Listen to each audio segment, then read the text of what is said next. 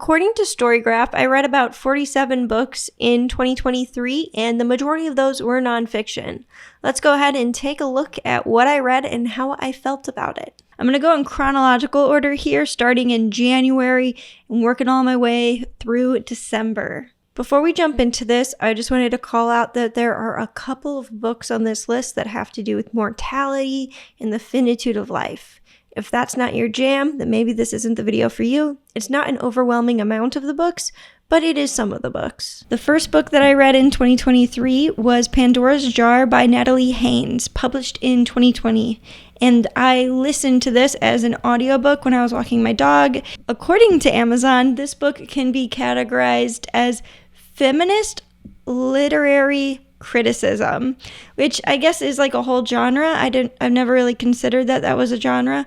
It is an overview of Greek myths with a focus on women's stories and the role that women play in stories where they're side characters or villains, etc. Obviously, the title character, Pandora, I'm not incredibly familiar with her myth. I thought it was a really interesting read and I enjoyed it, and I would recommend it to anybody who's trying to get their feet wet in the Greek myths. Now, the second book, this is where we kind of start to talk about finitude a little bit. So this book was called Textbook, and it was by Amy Krause Rosenthal. It was published in 2016.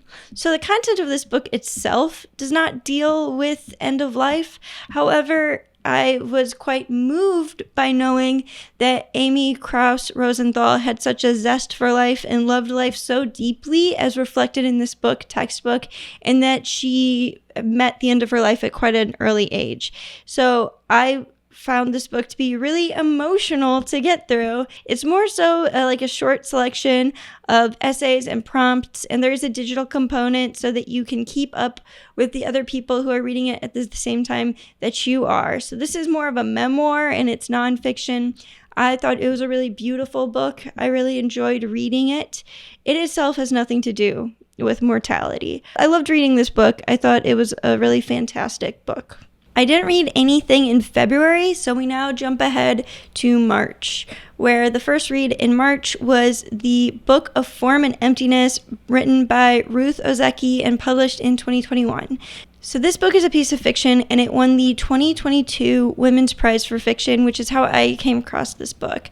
I have a hard time convincing myself to go out of my way to read fiction sometimes, and so a good starter point for me is that I look at the Women's Prize short lists and long lists, and I try to read a couple of selections each year, so I kind of can put my money on some contenders to see who's gonna win. Expands the realm of fiction that I'm exposing myself to, and some of my favorite books that I've read over the last couple of years have come from this list. I am the one who suggested this book for my book club, and it was really out there. It was a weird choice. I don't know if I would recommend it to anyone, just to pull it off the shelf and give it a read. There were a lot of the different concepts in the book did resonate with me, but, at the end of the day, not really my book.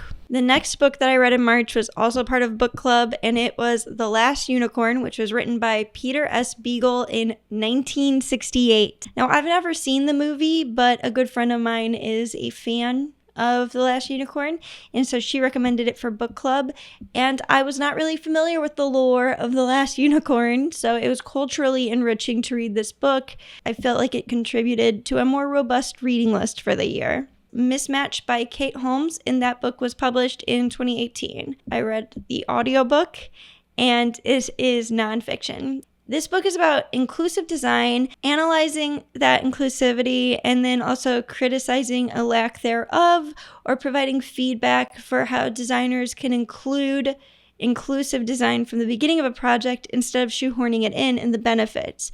I have had such a great experience looking back on this book and the way that it's influenced my thought moving forward. I'm constantly now looking and thinking about design as something that can help everyone, because at the most, all of us are just temporarily able-bodied, and there will come times in our lives where we may be temporarily impaired in one faculty or another, and it's really important for me to keep that in mind when I'm approaching analyzing or criticizing content or experiences, it really struck me, and I find it to be an incredibly thoughtful concept. I really enjoyed this book. It was a really short listen, so I recommend it if this is something that you're interested in. I mean, I cannot recommend this book enough. Now, the next book that I read is my first 5 out of 5. So I don't have number ratings for every book on this list because I started giving the numbers in the later part of the year.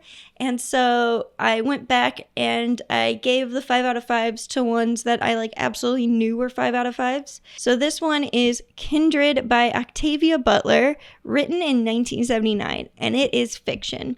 And oh my goodness, this book is incredible. I cannot tell you how much this book rocked my world. So I listened to it in audiobook format, and I cannot say enough good things about this book. It was just so totally and fully engrossing. I had a hard time stopping. It gave me all the ups and downs and emotions that you get from a good psychological thriller. I loved this book, and it put me on an Octavia Butler kick. I cannot recommend this book enough. I regret not recommending it to my book club just because it's so different than most of the books that I read. It's about a woman, a modern woman, is transported back to the antebellum South, and she's an African American woman, and she meets a little boy, and she cannot control being teleported to or from his presence.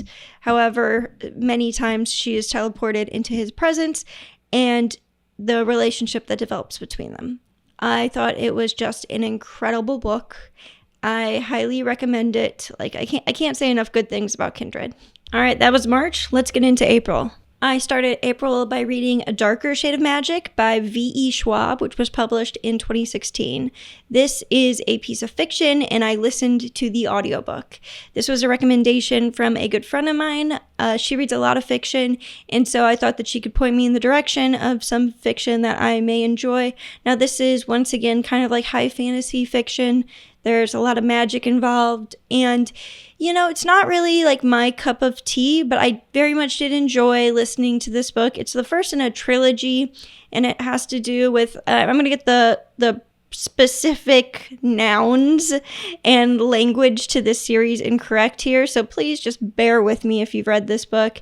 The main character can jump between 3 realms of London, so there are parallel universes. There's 3 of them, and he's able to navigate between them, and there's something going on in one of the realms that impacts the other realms. And I just wasn't really crazy about the characters in this book. Like I said, it was a compelling listen. I enjoyed listening to it. However, I do not have the draw to read the next book in this series. I also haven't read the Wikipedia page, so I'm kind of leaving that door open just in case I do find it compelling at some point in the future. I don't know. I think it would be a good beach read, good vacation read. Now, the next book, also Octavia Butler, also fiction, The Parable of the Sower, which was published in 1993. And this is dystopic fiction, which is that's my genre of fiction. I really love dystopian lit. And for me, this was just a really compelling book. So it was supposed to be a trilogy, but I believe only 2 books from the trilogy ever were published. And so it's The Parable of the Sower. And then, spoiler, I read Parable of the Talents the next month. Parable of the Sower came to my attention because a lot of people referenced it during Donald Trump's presidency as oh my God, it's happening. And whenever anybody says that about anything, I'm I need to read that thing. I need to know what they're talking about. I like knowing what's going on in culture. I guess there are some parallels between Parable and the Sower and a religious fascist state or an oligarchy. I mean, I see what people are going for when they're oh my God, it's the same thing. But at the same time, I'm also it's actually not the same. Sure, there's some rhyming between some events that happened in our world and the world of Parable of the Sower, but of course it's much more caricaturized and distorted and taken to another level of depth with the Parable of the Sower. I'll get more into it in Parable of the Talents, what the plot is. The next book that I read, bringing out April, is The Wellness Syndrome by Carl Cederström and Andre Spicer, and that was published in 2015. So this is nonfiction. I enjoyed reading it very much. It's about how wellness capitalism undermines well-being. It was very scholarly. I appreciated the approach as well as the conclusions. I really enjoyed this book. Moving on to May. In the very beginning of May, we get a fun read, The Ballad of Songbirds and Snakes, which was written by Suzanne Collins and published in the year 2020. This is the prequel to the Hunger Games series, and there was like a point in 2023 where I was consuming a lot of content online about like different dystopic children's or young adults book series. And I was like, you know what? I actually really like The Hunger Games. Wasn't there a new Hunger Games book? And so I read this book. I still haven't seen the movie yet, but I enjoyed this book. You know, it's not a difficult one to chew on. It's not incredibly pretentious. It is what it is. Like, Suzanne Collins gives you the goods with her books. And for me, this like really wet my whistle. It filled my appetite for Hunger Games lit. And I really enjoyed reading this book. I thought it was a fun one. I mean, it's a quick read, right? It's not exactly a hard one to chew on. Then following that, I read The Parable of the Talents by Octavia Butler, published in 1998. Also fiction, and it is the sequel to The Parable of the Sower. And so the whole concept proposed by Octavia Butler in like the foreword and the afterword of the books is that she wanted to do the exercise of what would it look like for a new religion to form, and like what would the circumstances be, and then how would it grow. And so it's kind of the story of this woman who starts a new religion. And I just found it to be incredibly compelling. I enjoyed it very much. I would have loved to read the next if it ever was published.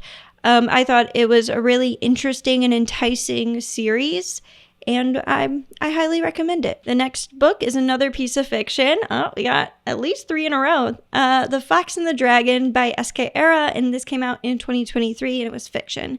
So I may have mentioned this before on this channel, but like I'm familiar with S.K. Ehra in real life. I know this person, and this was their first like high fantasy book, and I was incredibly excited to read it.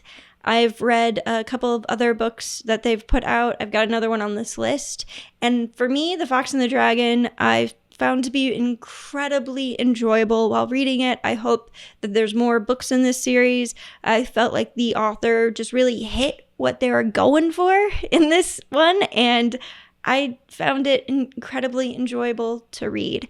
So it's about a temple priestess and a warlord who are betrothed, and a hierarchy and caste system of folks who are imbued with magic, not too unlike the Naruto fox demon that's bound inside of him. Kitsune, I guess, is the word for that. And I'm neither a Naruto aficionado, nor am I well versed in Eastern mythology and religion, so I can't really speak to the concepts and the components there. But I thought that the way that the lore and the storytelling was communicated in The Fox and Dragon was really enjoyable, and I really liked reading it. Now, the next book that I read, I think it's kind of funny that I refer to some of these as fun ones and some of these as like unfun ones. Like, for the record, if I'm not enjoying a book, I don't finish it, right? I give every book 20 pages, and if that 20 pages doesn't get me, then I let the book go. So me saying that some books are fun and some books are unfun is kind of a weird thing to do. But like some books I like really, you have to like, I keep using the phrase chew on, but it's just like, it takes me a little bit longer to process and sit with the content. And other times I'm possibly reading a book to get something out of it. I use books sometimes as tools. This book is Born to Run, which was written by Christopher McDougall and published in 2009.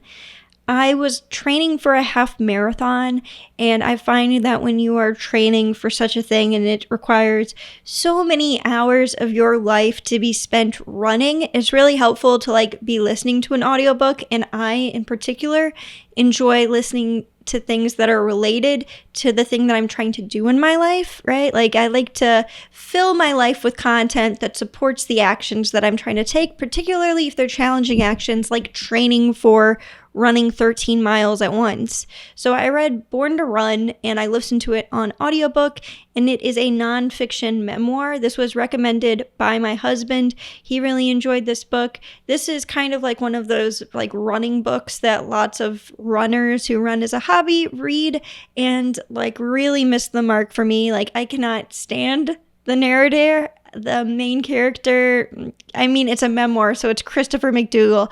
I wasn't really crazy about like the vibe that he brought to the table or his storytelling. I mean, that being said, if you are training for a race, I think this is a really good book to read. You should, of course, be skeptical about some of the claims and narratives in the story. But if you're like trying to get in the mindset of like, I can run 3 miles or 6 miles today, it's really encouraging to read about people running like 50 miles at once, because you're like, if they can do that, then most certainly I can do this. The next book that I read was another 5 out of 5, and it is called Undoing Drugs, and it's about harm reduction. So this book was written by Maia, Szalavitz, and it was published in 2021, and it is nonfiction.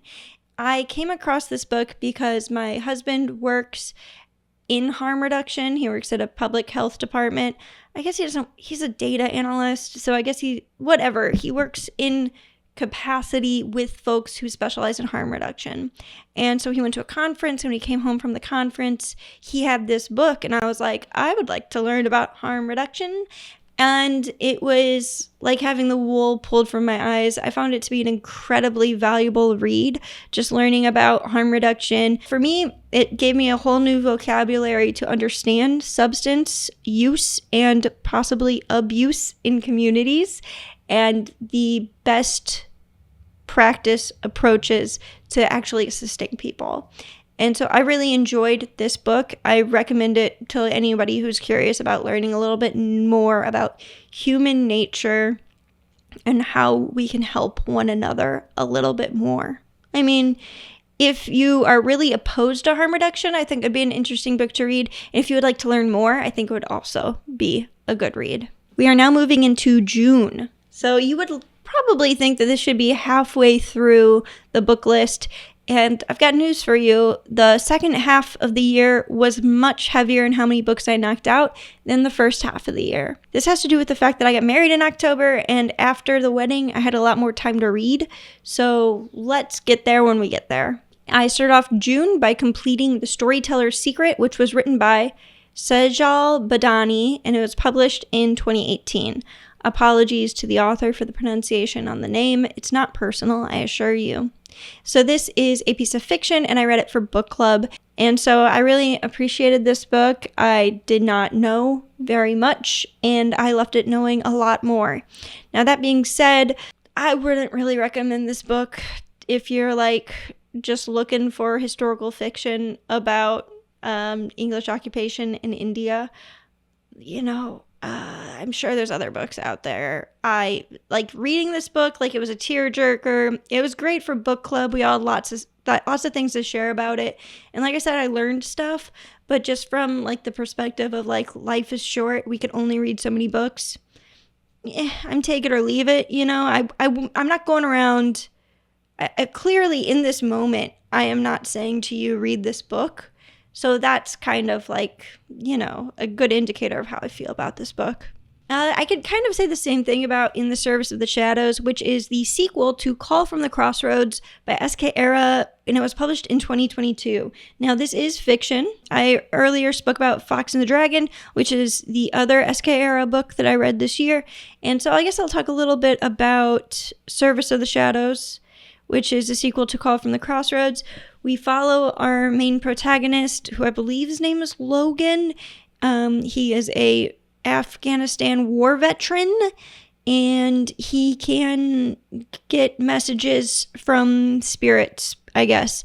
And like, I've read this book and I enjoyed the process of reading this book. I do not feel called to continue reading this series. When we move into July, I'm going to start off with a controversial pick. So this is Crib Sheet, written by Emily Oster, and it was published in 2019. This book is a little controversial because Emily Oster is an economist, and she gives recommendations based off of her analysis of the literature around bringing up babies. So it's about parenting from birth to preschool. I thought this was a really great read. I enjoyed reading this.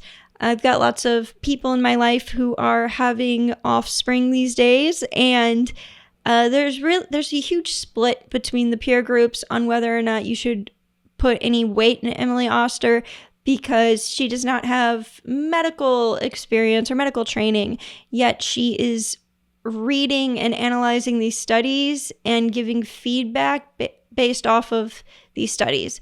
So for me, I am bought in. I am on the pro Emily Oster side, and I really enjoyed this book. I have not read any of her other books. I don't need to anytime soon. So, I just read it because I thought it was an interesting concept, and I liked it. Now, this one I really loved. So, I Don't Know What You Know Me From by Judy Greer, and it was published in 2014, and this is a memoir and, of course, nonfiction. And I love Judy Greer, and this book made me want her to be my best friend. If you don't know Judy Greer, she's in a lot of movies like The Village, but she's also the best friend in a million movies.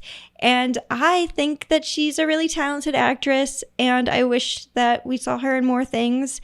And this memoir just made her so relatable to me, and I highly recommend reading this book if you like reading memoirs from actors and actresses and folks involved in the entertainment industry. She talks a lot about the entertainment industry, and that's something that I'm interested in. I work as a producer for content for a company, so it speaks to me. I spend time on set, and Judy Greer talks a lot about being on set and making set friends, and that's something that I can relate to, and so I loved it. I think she's just the best. All right, so we've got another historical fiction here. So this is The Nightingale, and it was written by Kristin Hannah and published in 2015. So like the last historical fiction, I also read this one for book club, and this has to do with the Nazi occupation in France during the Holocaust. And so, wow, that's a dark one, right? Not a lot of laughs in this book. And of course, not every book has to be positive and comedic and humorous, but I personally found this to be a tearjerker, and I got through it pretty quickly. It's a thick book, but I got through it without any problem, and it really speaks to the worst and the best of human nature, and it's a story of two sisters and how they handle the ethical and moral quandaries of having people that they know and love who are Jewish, and deciding how to manage those relationships and what they're going to do in their lives. And it was a good book. I enjoyed reading it. It's just not one that I would be like, hey, you should read this. And straight from there, we get into, wow, Julie, you said that about the really moving Holocaust book, but you're going to say this about the Bridgerton books. And listen, I'm a human. I'm a flawed human. I am a little woman, 30 years old. And you know what? I read the Bridgerton books on occasion. Sometimes, it's just nice to turn off your brain and just be like, I wonder what the Bridgertons are doing. So I was manifesting the release of the next season of the Bridgerton series, which still is not out, but I was like, I need to know what happens so that when I'm watching it on my television, I can discern between the differences between the novel and the series. I do believe that the television series, the Netflix series, is much stronger than the books. You do not need to read these books, but if you want a Bridgerton fix and the show hasn't put out a new season in years, the books kind of I wouldn't say they scratch that itch, but they do some gentle petting for that itch. And so An Offer from a Gentleman, which is the third Bridgerton book is focused on Benedict. And so they have moved in the television show the order of the narratives. So this upcoming season that will be coming out in 2024 centers on Penelope and Colin, whilst the order of the books is reversed. It would be Benedict first and then Penelope and Colin. But anyway, so that kind of takes us into the next one that I read, which was Romancing Mr. Bridgerton, which was by Julia Quinn, and it was published in 2002. Also fiction. It's the fourth one in the series. And really, the only reason why I read the third one is because I was like, I've got to get to the fourth one. And so this is the Penelope and Colin story. You know, I think that Penelope gets shortchanged in a lot of ways in this series. I do not like the character development at all of Colin. I think that there are just so many better ways that the narrative can be handled. And I really hope that the Netflix series brings to the table what this book fumbles. Like, there's this whole idea that Colin is like worldly, but like he also ascribes to like very narrow views of beauty and has to like come around to being attracted to Penelope. And it's just like, she deserves better than that. I mean, he's so cultured and learned, but he's not in this category. It really rubbed me the wrong way. So I'm really hoping that Netflix makes good there. I'm not quite sure if I'm going to read more Bridgerton books. I probably will, just because it takes a long time between the seasons for more content to come out, and I need more. So I'm probably going to read more Bridgerton books. But I don't have it scheduled for this year. I mean, I most certainly can read books that I don't have scheduled. It's just that it doesn't call to me. It's more so a compulsion that'll appear, and then when it appears, I satiate it. Like I never sit down and think to myself, I'm gonna read a Bridgerton book. It's just like I'll get a hankering, and then I will read it. Like, all right, so the next book is Becoming Free Indeed by Ginger Vuolo Duggar, and this book was published in 2023. It is a nonfiction memoir. So this is the second book written by Ginger Duggar that I've read, and to date, at the time of reading this book, it was like the juiciest Duggar book that we got. So if you're unfamiliar, the Duggars became famous in their TLC series, 19 Kids and Counting. The whole like consistent nomenclature was number, kids, and counting, and they are a fundamentalist, quiverful Christian family. And I consumed their content while growing up, and I believe I'm the same age as Ginger Duggar, and so I was really interested in her perspective. I once started a YouTube video, like working on it, that was specifically following this very train of thought that is presented in the title of this book, which is Ginger Duggar free? There was a movement in the counting on fandom about whether or not Ginger Duggar would become free, because she seemed the most unlike-minded of the children. She seemed like she might be the biggest skeptic. However, that was just because of generous editing and the fact that you could be a fundamentalist Christian and have a personality too. You know, she was definitely a little bit more cheeky than her siblings in her confessionals, or she made facial expressions, and everybody in the fandom was like, that's it, that's the one, she's got to be the one to break free. Spoiler, she didn't, and she continues. I mean, there's no other way to put this than I am continuously disappointed by the books published by Ginger Duggar and her husband, Jeremy Vuolo.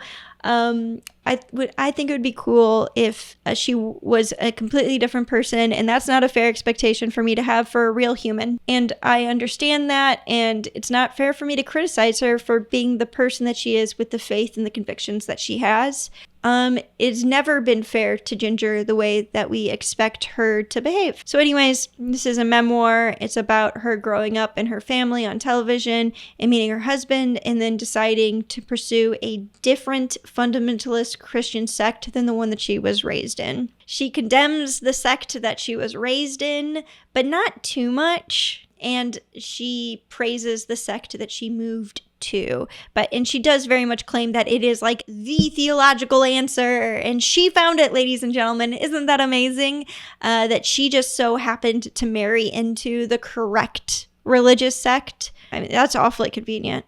The next book that I read was A Court of Thorn and Roses, and this is by Sarah J. Maas, and it was published in 2015, and this is high fantasy fiction.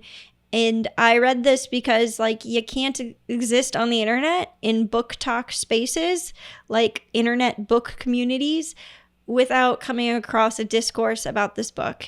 That's just my experience. Like, I couldn't get 2 posts into a forum without being presented with, but have you read the book about the fairies? So I read the book about the fairies. It also helps that a friend of mine was really into this series. So I purchased the first book and I read it, and it was like an interesting read. The same friend who liked The Last Unicorn, believe it or not. I do see similarities between those 2 books. However, this book had a little bit more spicy nature to it. It just had like the tiniest bit of spicy content. Really vanilla. I thought it was just super vanilla, and I thought it was an interesting concept. But I wasn't crazy about the delivery. Like, the writing in this book did not speak to me. And now I do believe we are at the halfway point of the books. The next one that I read is Kaikeyi, which I did give a 5 out of 5. And this book was written by Vaishnavi Patel, and it was published in 2022, and it is historical fiction.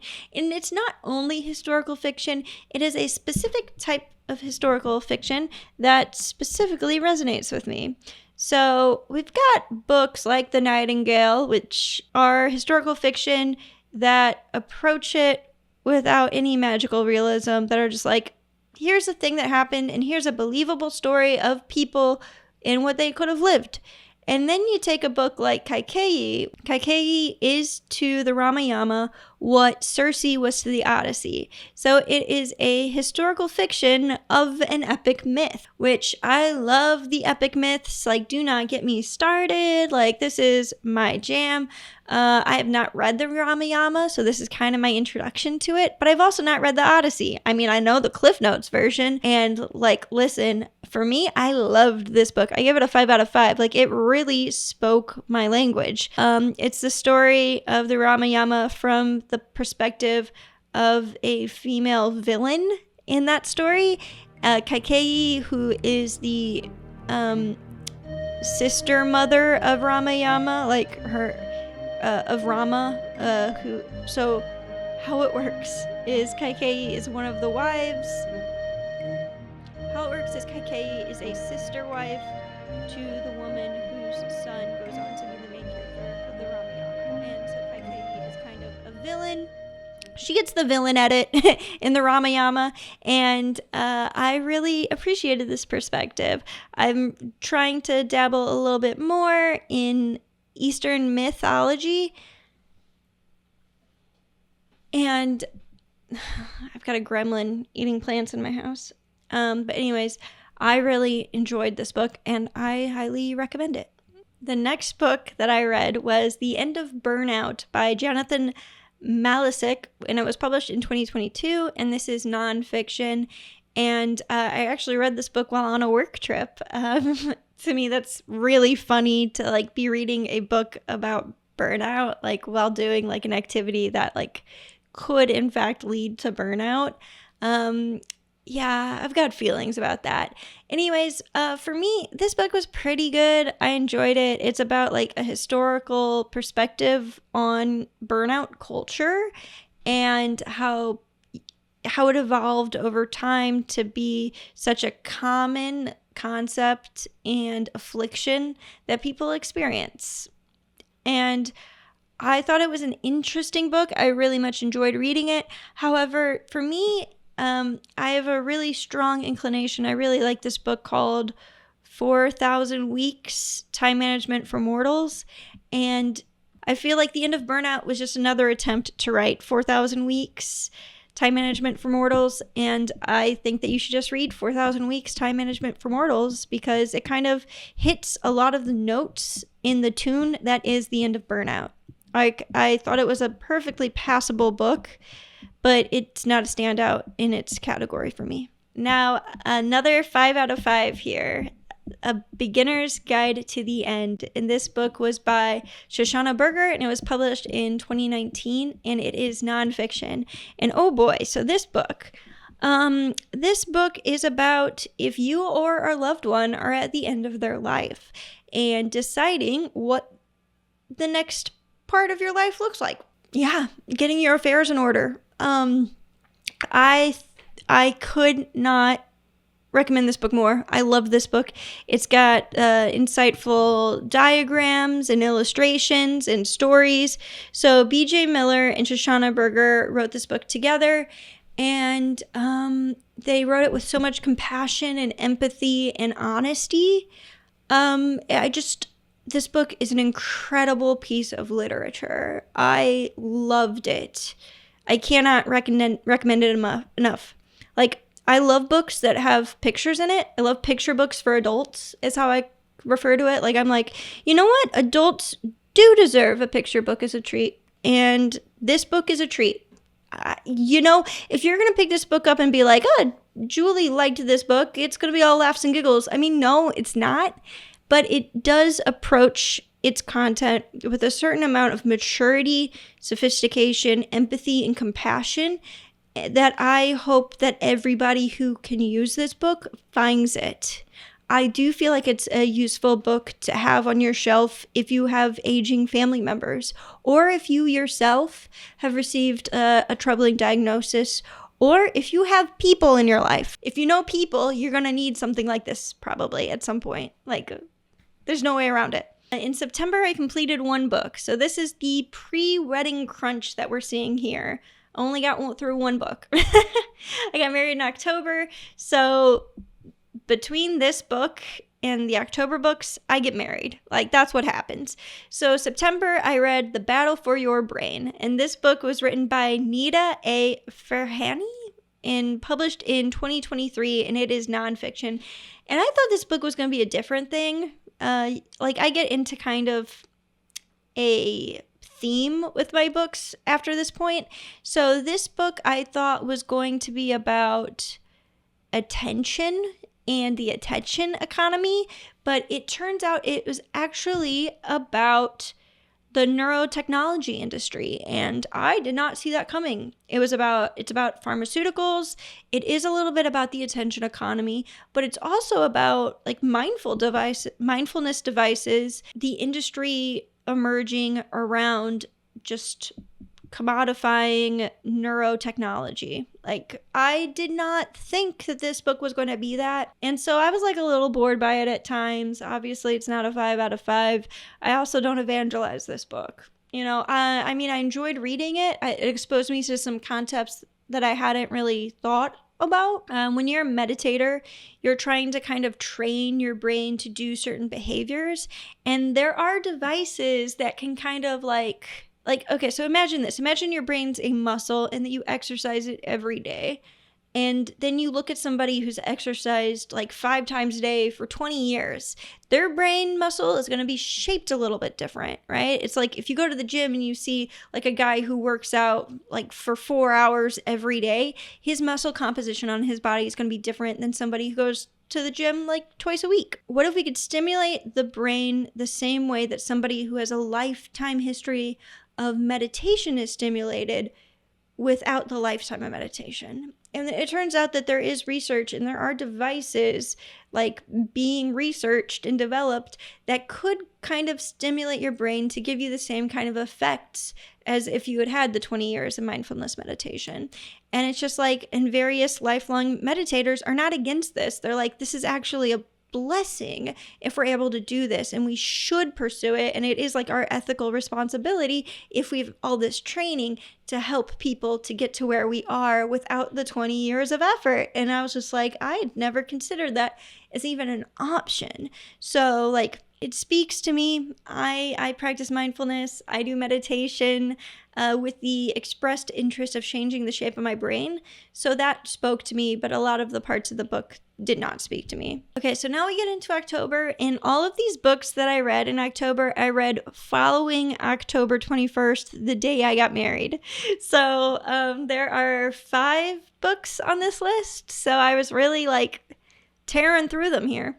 So the first book is Digital Minimalism by Newport, and this book was published in 2019. And so I read this book. I had already switched to a dumb phone, a light phone, and for me, I was just kind of interested in, I don't know, seeing a little bit more, knowing what's going on. And so I read this book. I did the digital detox. Maybe I'll have a video coming out about that sometime. I don't know. My big thing about Cal Newport is that I read quite a few Cal Newport books. I read, I think, 2 of his books in 2023 and then one at the beginning of 2024 because I was not ready to let myself tie between Octavia Butler and Cal Newport for the author whose books I'd read the most of last year. Like, that was not on my to-do list. I was not going to let that happen because I'm just not bought into Cal Newport and his Cal Newportiness. I am excited for him to take a mid-career heel turn where he says, you know what? Being a productivity guru sucks and it doesn't actually benefit anyone. I should actually throw off my trappings of productivity and embrace something better for the planet, like mindfulness or well-being or like the rejection of capitalist productivity culture. Anyways, I'm manifesting that. Like Cal Newport, turn heel, please. The next book that I read was Real Self-Care by Pooja Lakshman, and this book was published in 2023, and it is nonfiction. I did start reviewing some of my books at this point, and so for Real Self-Care, I gave a 4 out of 5. I really enjoyed this book. I really enjoyed it. It's about, like, achieving self-care. It's about the commodification of self-care. It's about the commodification of well-being. It's really good. I just enjoyed it from, like, top to bottom. It's about wellness and well-being. I enjoyed that book. The next book that I read was The Adventurer's Son by Roman Dial, and this book was published in 2020, and it is a nonfiction memoir about Roman Dial and his son that goes missing in a forest, and I read this for book club, and none of us liked it. The next book that I read was The Search. I read this as an audiobook, and it was by Bruce Feiler in 2023, and it was just like stories of people deciding to become entrepreneurs. Like, that was it. Like, it's supposed to be like about the career search and your job journey, but it was all like, and then this person decided to be their own boss, and it was like that like 10 times, and I was like, no, I get it, Bruce, you think everyone should be their own boss, but like, what if we don't want to be our own boss? So I wasn't crazy about it. And then we get to the page turner of all page turners, a dragon fantasy book, Fourth Wing by Rebecca Yarros, published in 2023. This is fiction, and all I could say about this is we got some dragons, baby. We got some dragons.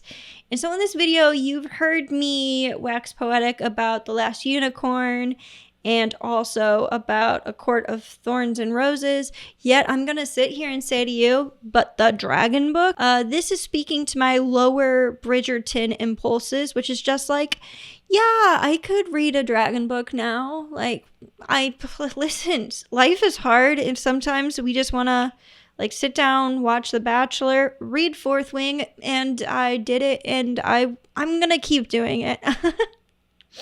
So Fourth Wing, if for those of you who are unfamiliar, this is another one of those books where it's just like, you can't escape this book if you're a part of book communities on the internet. That was my experience. And so I was like, fine, I'll read it, dude. A bunch of my friends are in a book club where they read this book, so it wasn't hard for me to get a copy because they had all read the book already. So several of them had purchased the book, so I got the book. You know, there are a lot of weak parts of this book, a lot of strong parts of this book. Wasn't particularly compelled by the spicy parts of it.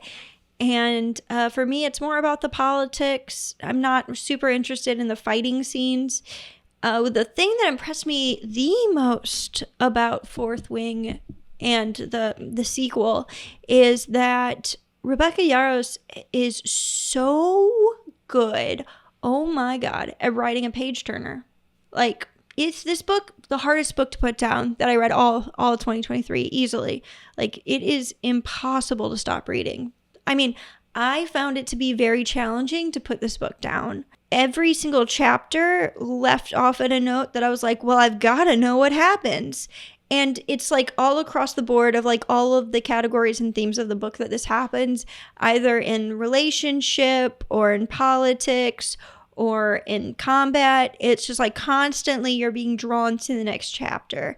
I really enjoyed the activity of reading this book. It really stimulated, tickled my brain in all kinds of fun ways. I think Rebecca Yarros is incredibly talented.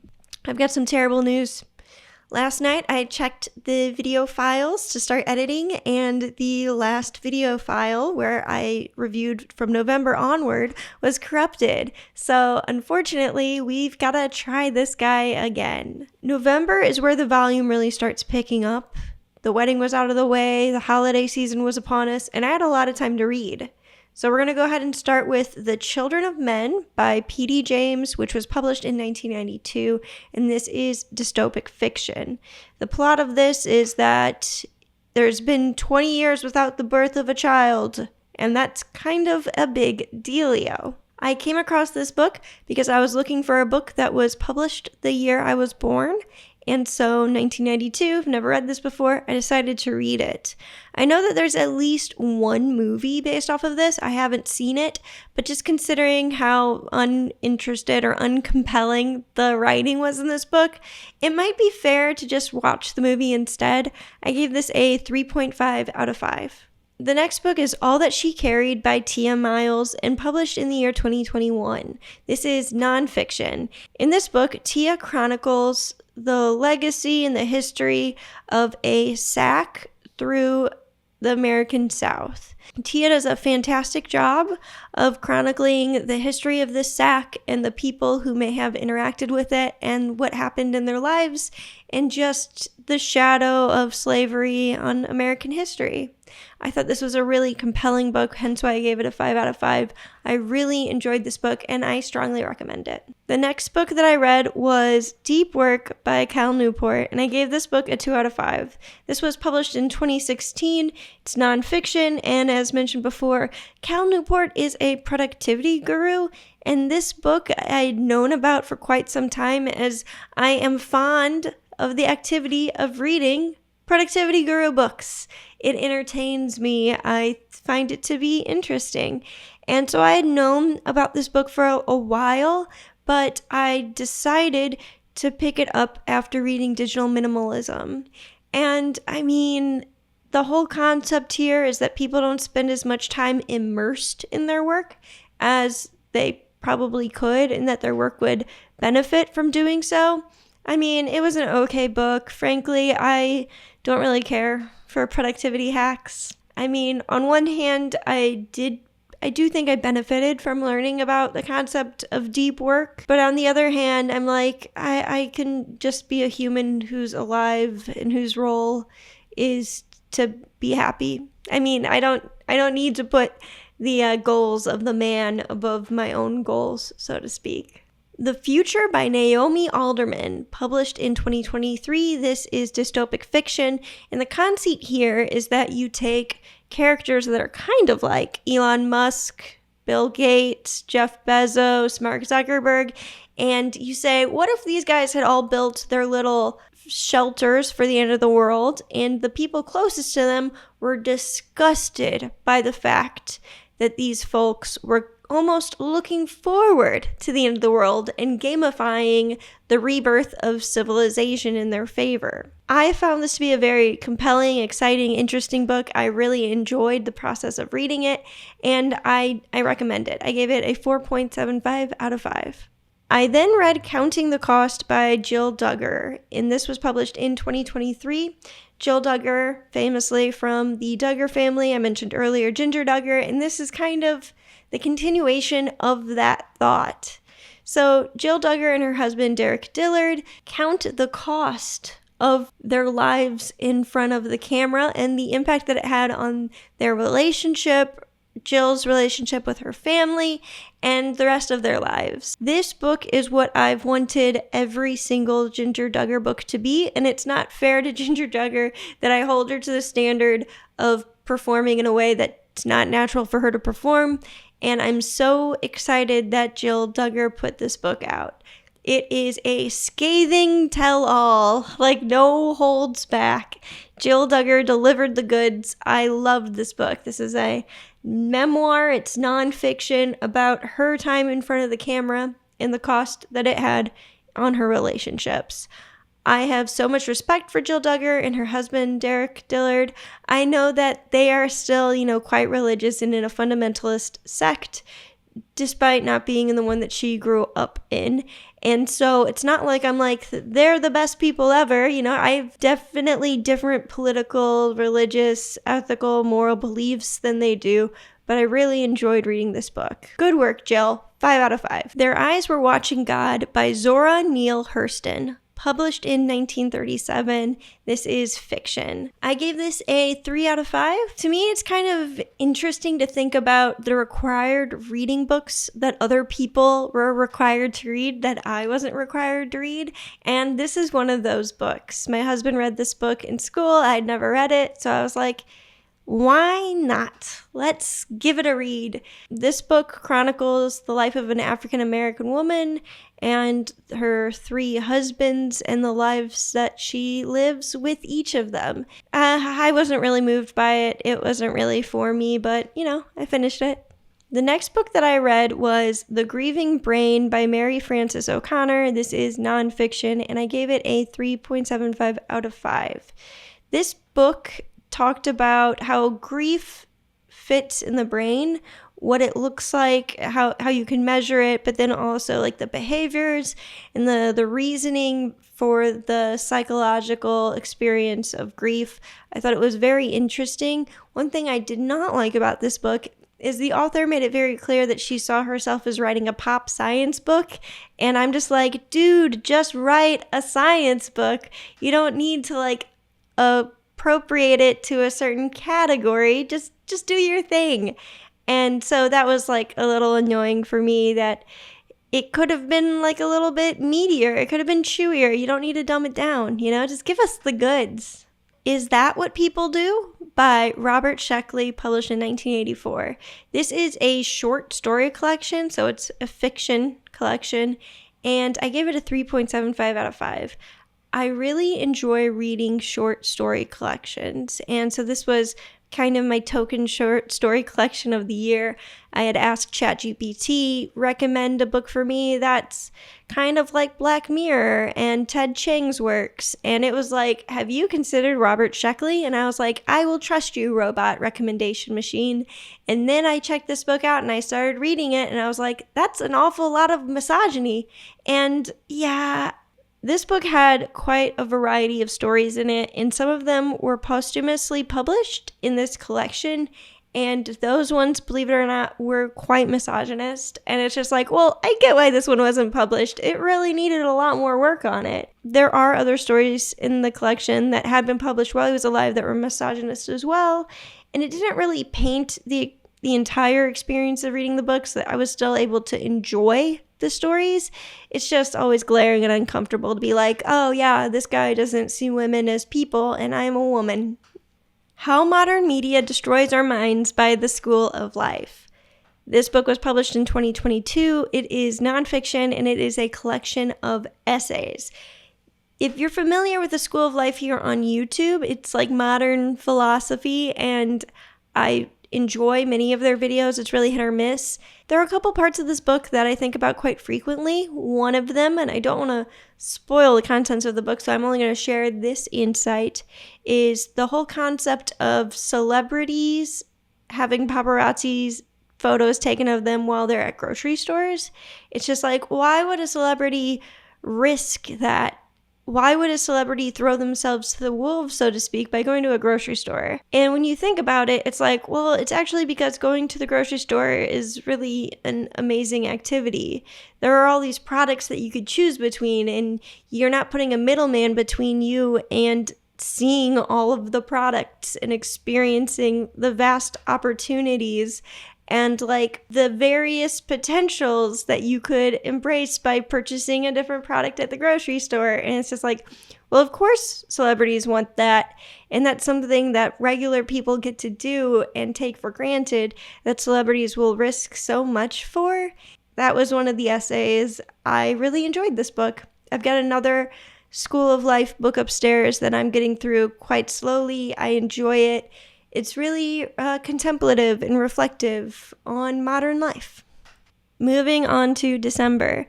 So in December, that's when we get the most days off from work or school. You know, that's typically the period of time where you've got more time to read more. So I knocked out quite a few books. Starting with The Sunny Nihilist by Wendy Seifert, and this was published in 2022, and it is nonfiction. It's a philosophical explanation of nihilism.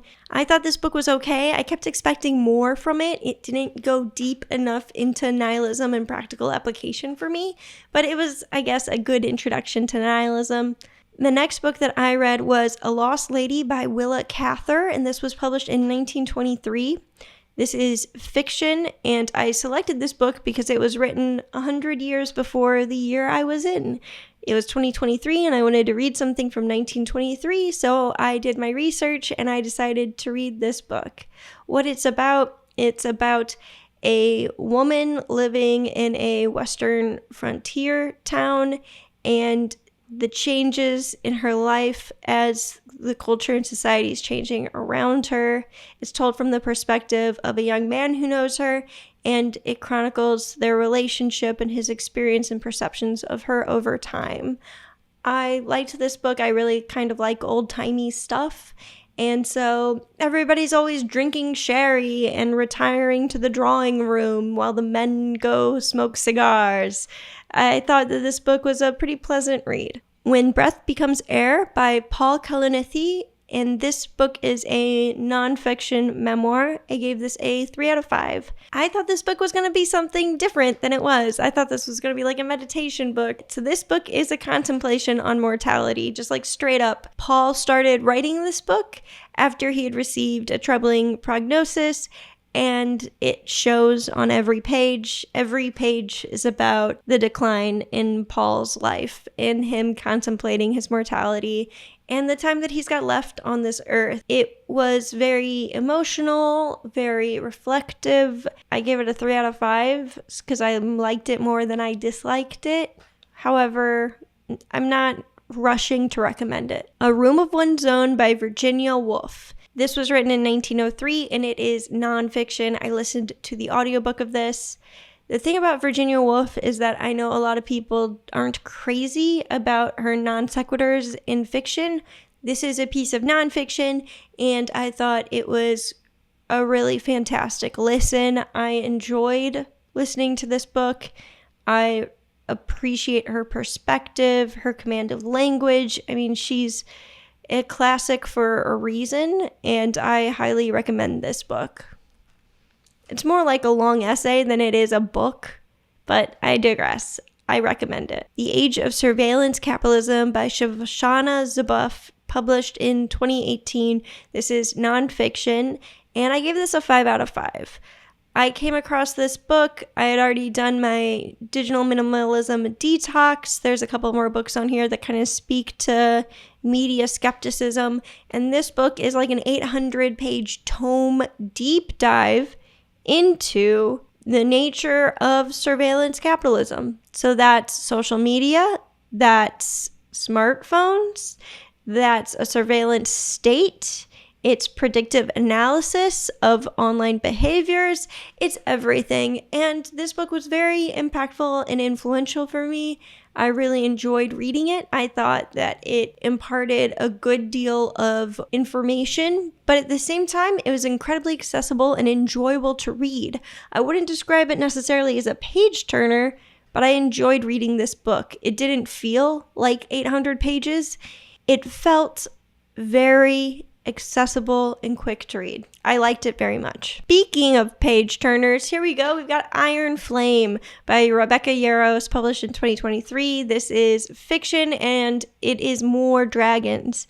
I gave this book a 3.25 out of 5. It is the sequel to Fourth Wing, and I recently learned that there will now be an Amazon show, which is like good for Rebecca. I hope that she makes every dollar off of this franchise that she humanly can. This book follows the protagonist in her second year of dragon school and her group of friends and her boyfriend and her dragons, and it's exciting, the ups and the downs. Once again, it gets a little spicy at parts, but that's not the main focus of this book, and also I would say it's a considerable down point of the book. I think there are many strengths that Rebecca Yarros brings to the table and to her writing, and I'm sorry, but I don't think that the smut is one of them. For me, I was like, this is super vanilla and it's delaying the plot of the book, so can we please skip past it? I'm really looking forward to the next book in this series. The final book that I read in 2023 was The Shallows by Nicholas Carr, published in 2010.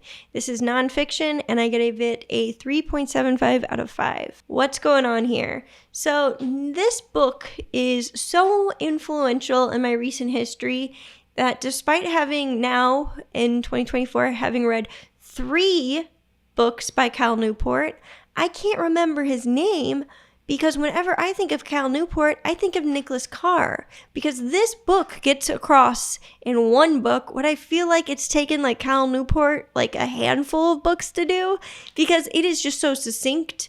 It's good. It gets to the point. The subtitle is What the Internet is Doing to Our Brains. It's about the lack of deep, maintained attention and how people spend less time doing things now. And I thought it was a very good book. I really enjoyed it, and it did change the way that I think about approaching work and tasks and reading, and I recommend this book. I do recommend this book. So those are all of the books that I read in 2023, about 50 of them if you round up and are generous there. Some of the larger books could be broken down into smaller books, but then again, some of the smaller books could have been combined to be larger books. I really enjoyed this year of reading. It was very free form. I just kind of picked up books as I came across them instead of like really planning anything out. What I'm doing for 2024 is a little bit more structured in the way that I approach which books that I pick up. And of course, I leave room for additional books that strike my fancy as they do so. If you guys have any questions or you're interested in hearing a little bit more about anything, go ahead and leave that in the comments below. And anyways, thanks for watching. I will see you next time. Bye.